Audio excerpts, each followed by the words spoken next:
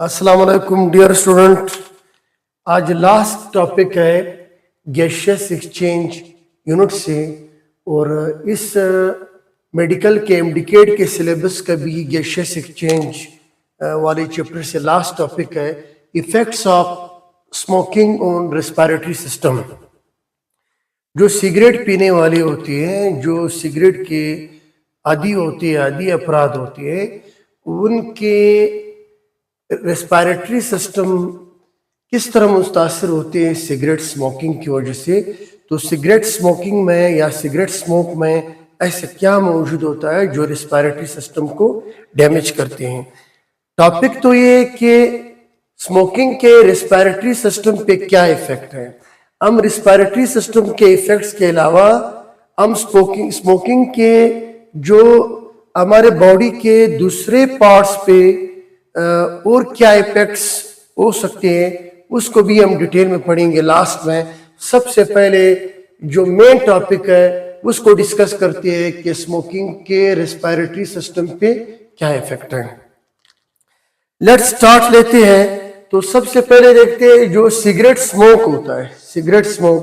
Cigarette smoke में तकरीबन more than 7,000 chemicals पाए जाते हैं। More than 7,000 chemicals cigarette smoke में मौजूद होते हैं। Cigarette smoke contain more than 7,000 different types of chemicals. लेकिन इस 7,000 में से जो 70 केमिकल्स हैं ये कार्सिनोजेनिक है और ये डायरेक्ट कैंसर का सबब बनते हैं। यानी एक सिगरेट स्मोक में तकरीबन मोर देन 7,000 केमिकल्स पाए जाते हैं।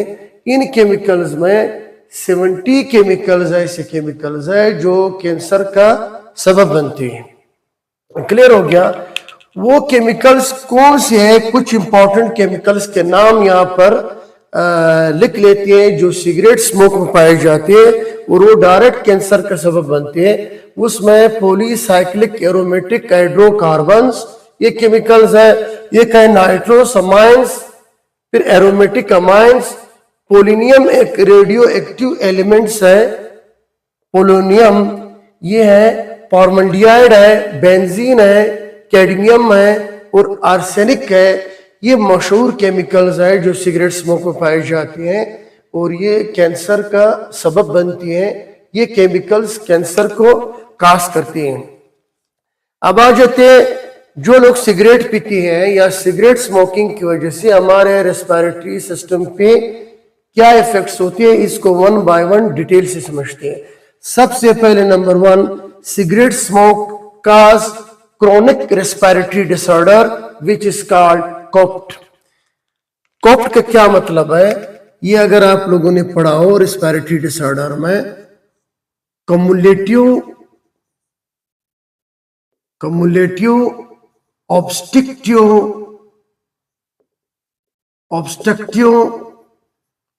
Pulmonary disorders.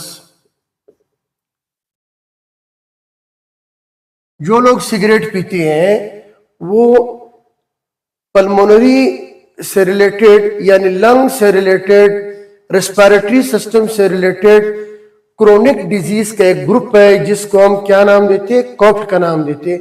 कोप्ट में 3 बीमारियां आती है। कौन सी बीमारियां है? आस्थमा है, ब्रोंकाइटिस है और एम्फीजीमा है।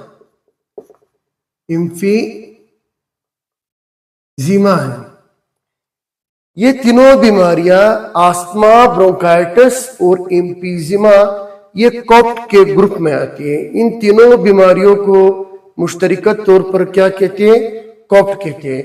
कोप्ट में वो डिसऑर्डर्स आते हैं रेस्पिरेटरी डिसऑर्डर जिसमें मरीज सांस लेने में मुश्किल महसूस करता है।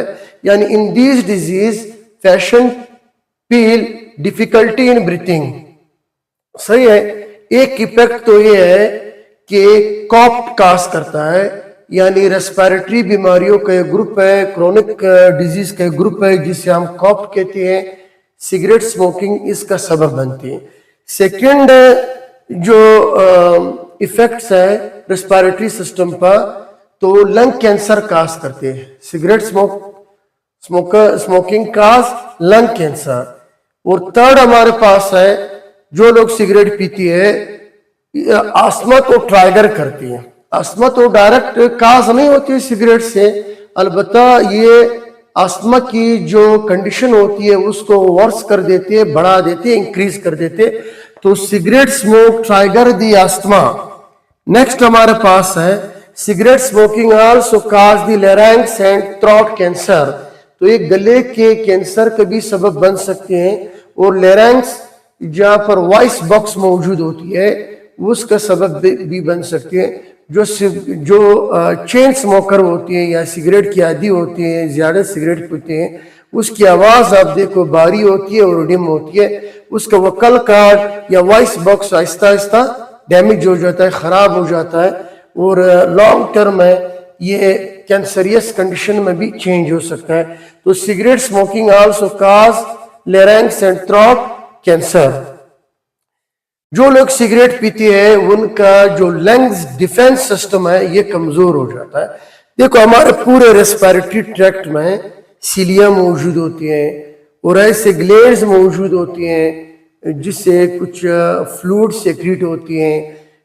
हमारे डिफेंस मैकेनिज्म में ये इन्वॉल्व होती हैं, जर्म्स को ट्रैप करते हैं, डस्ट को ट्रैप करते हैं।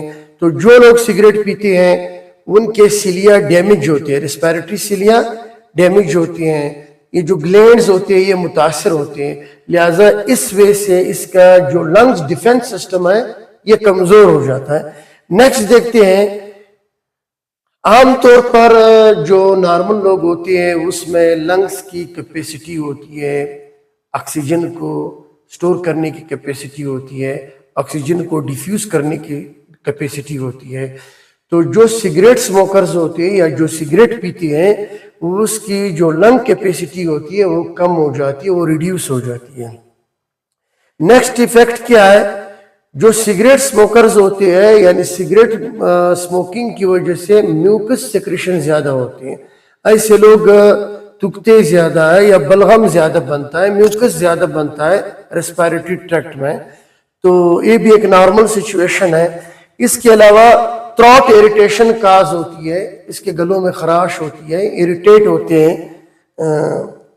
जो सिगरेट स्मोकर्स होते हैं इनके थ्रोट्स इरिटेट होते हैं। नेक्स्ट है शॉर्टनेस ऑफ ब्रीथ। जो सिगरेट स्मोकर्स होते हैं, सिगरेट्स पीने वाले लोग होते हैं, उनकी सांसें शॉर्ट होती है, यानी काज द शॉर्टनेस ऑफ ब्रीथ। ये जब थोड़ी देर के लिए चलते हैं तो जल्दी जल्दी या जोर जोर से सांस लेते हैं, तो इनहेलेशन और एक्सहेलेशन इसमें एबनॉर्मल हो जाते हैं आमतौर पर, यानी शॉर्टनेस ऑफ ब्रीथ काज करती हैं। सिगरेट को जो सिगरेट स्मोकिंग है ये आल्सो काज द कफिंग। तो कांसी को काज करती है। जो लोग सिगरेट पीते हैं वो कांसते ज्यादा है आमतौर पर, हालांकि उसमें कोई बीमारी नहीं होती है, ना ब्रोंकाइटिस है ना निमोनिया है, लेकिन चूंकि इसके थ्रोट इरिटेट हो जाते हैं, रेस्पिरेटरी वे इरिटेट हो जाती है, जिसकी वजह से ये कांसते हैं। यानी सिगरेट स्मोकिंग जो है कांसी का सबब भी बनती है। ये जो काज थे ये तो थे सिगरेट स्मोकिंग के इफेक्ट्स डायरेक्ट रेस्पिरेटरी सिस्टम पे। कौन से इफेक्ट्स थे? 10 इफेक्ट्स मैंने मेंशन किए। कॉप्ट जो कि क्रोनिक रेस्पिरेटरी डिजीज होती है जिसमें 3 बीमारियां आती है, asthma, bronchitis, emphysema. Lung cancer, asthma, cancer of larynx and throats, weakness of the lung defence mechanism, reduce the lung capacity, increase mucus production, throat irritation, shortness of breath and coughing. ये तो थे effect smoking के direct respiratory system के। अब हम कुछ और effects भी पढ़ेंगे कि सिगरेट्स के हमारे दूसरे जो बॉडी का के सिस्टम्स होते हैं या बॉडी के अदर्स पार्ट्स होते हैं उस पे सिगरेट स्मोकिंग के क्या इफेक्ट्स होते हैं, हमारी बाकी जो हेल्थ है उस पे क्या इफेक्ट्स होते हैं सिगरेट के। Oral cancer is caused by cigarette smoking की वजह से ओरल कैंसर, मुंह का कैंसर हो सकता है, गम कैंसर, लिप्स कैंसर, टंग कैंसर, थ्रोट कैंसर। इसके अलावा कार्डियोवेस्कुलर सिस्टम, दिल और खून की से रिलेटेड जितनी भी बीमारियां होती है, खून की नालियों वाली बीमारियां होती हैं, दिल की बीमारियां होती हैं, हार्ट अटैक है, हाइपरटेंशन है, हाई ब्लड प्रेशर है, ये बीमारियां भी सिगरेट स्मोकिंग की वजह से हो सकती है। थर्ड हमारे पास है cigarette smoking also cause the stomach cancer. Stomach cancer के बाद जर्ड, मैंने यहां पर जर्ड लिखा है, गैस्ट्रोएसोफेजियल रिफ्लेक्स डिजीज। जर्ड का क्या मतलब है?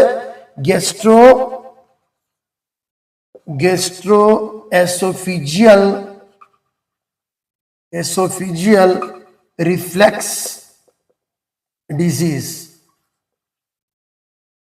ये मैदे की बीमारी है, स्टमक डिजीज है, जिसमें मैदे की तेजाबियत बढ़ जाती है, ट्रबल गैसेस होती है। तो बाज़ औक़ात तेजाबियत इतनी ज़्यादा हो जाती है कि गलों तक आ जाती है। तो इस बीमारी को हम कहते हैं GERD. GERD means gastro-oesophageal reflex disease. तो ये भी सिगरेट स्मोकिंग की वजह हो सकती है, सिगरेट स्मोकिंग की वजह से हो सकते हैं।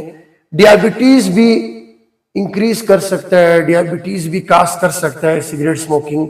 विजन लॉस हो सकता है, जो हमारी नजर है वो आहिस्ता आहिस्ता कमजोर हो सकती है सिगरेट स्मोकिंग की वजह से। हियरिंग लॉस हो सकती है, सुनने की हिस्सा आपकी कमजोर हो सकती है। जो लोग सिगरेट ज्यादा पीते हैं वो आहिस्ता आहिस्ता उसमें समाहत भी कमजोर होती है, जो सुनने की हिस्सा होती है वो भी आहिस्ता आहिस्ता कमजोर होती है। स्ट्रोक का सबब बन सकती है, ब्रेन हेमोरेज हो सकती है, खून की नालियां डैमेज हो सकती है, रप्चर हो सकती है, तो स्ट्रोक का सबब बन सकते हैं। इसके अलावा सिगरेट स्मोकिंग आर्थराइटिस का सबब बन सकती है, जोड़ों में दर्द, घुटनों में दर्द, खासकर कौन सा arthritis? Rheumatoid arthritis. Rheumatoid arthritis